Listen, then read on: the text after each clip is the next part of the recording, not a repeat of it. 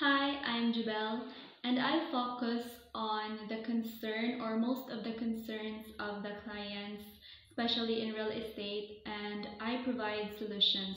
So one of this is location. So mo gina ang permi nga pinaka top priorities pag mo-invest ka or magpalit ka og property ang location.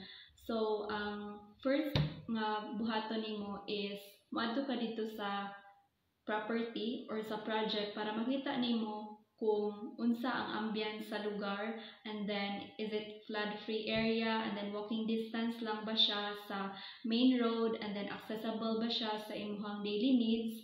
So two tips akong mahatag is ang i-consider nimo is ang convenience for today, and the second one is ang future growth ana nga property. So convenient siya karon is duo siya sa work, sa school, sa hospitals, and sa mga malls in ana. And then second is future growth, because if kana nga project is nabutang siya sa progressive nga area, for sure ang kana nga property is mag-appraise ang iyang value ana for the upcoming years. So if you need help is mag-message lang ka sa ako or sa ang Facebook page sa Heads Realty para naay mag-guide sa imuha all throughout